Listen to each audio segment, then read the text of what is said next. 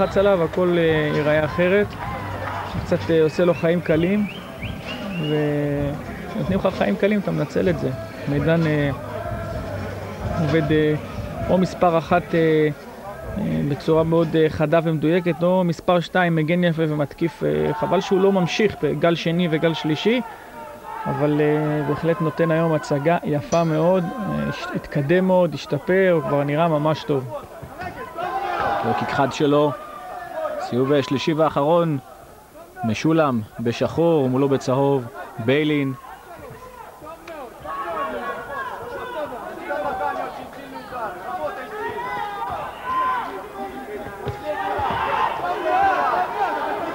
הקרב הזה לוקח את התואר סגנון קרב, הקרב עם הסגנון הכי יפה לעין. אני גם חושב, קרב נקי, קרב יפה.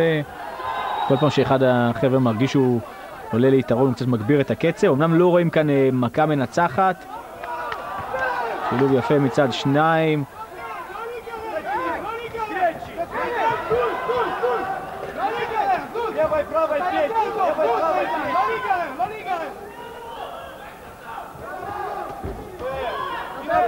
עוד טיפה יציבות חסרה לביילין במכות הידיים, אבל יש לו כוח במכה.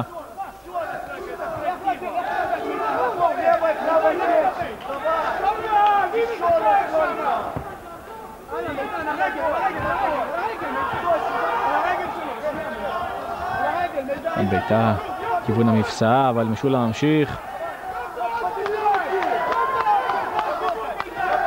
אפשר לראות שהשניים מעייפים. גם משולם קצת העט את הקצב. ביילין יוזם יותר, אבל משולם עדיין פוגע.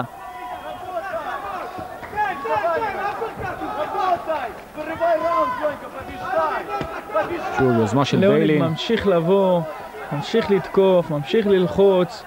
מידן זז יפה, מגן יפה, מחזיר לו.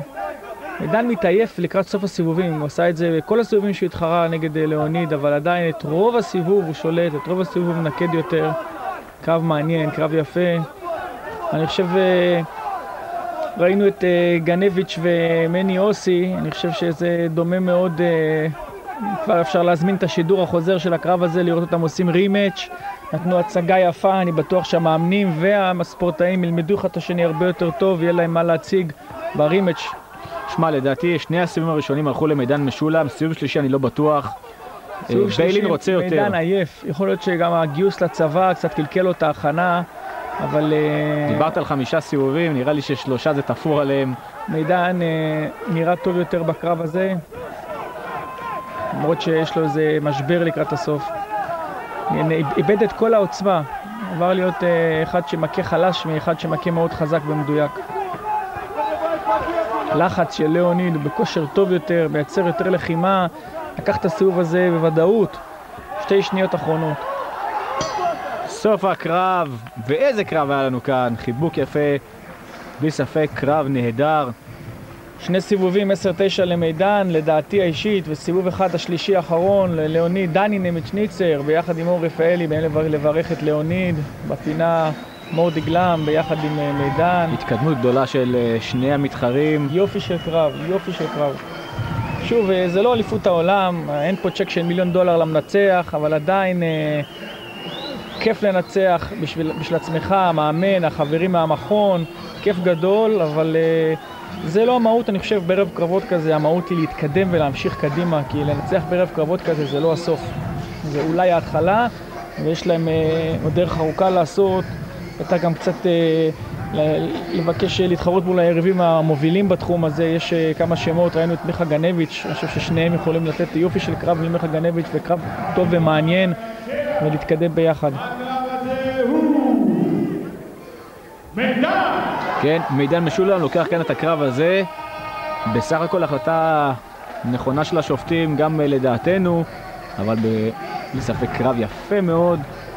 אני חושב שחבל שליאוניד היה קצת מבולגן, הכה המון מכות בלי לתפוס את המכות המדויקות באמת, פשוט זרק הרבה מכות, וכמות מכות זה לא מה שניתן לך את הניצחון, אפקטיביות, ניהול הקרב היה של ליאוניד ניהל את הקרב, אבל הפגיעות, הדיוק, החוכמה, הטכניקה, הטקטיקה, ציון הרבה יותר גבוה מידן שעבד הגנה יפה מאוד והתקפה.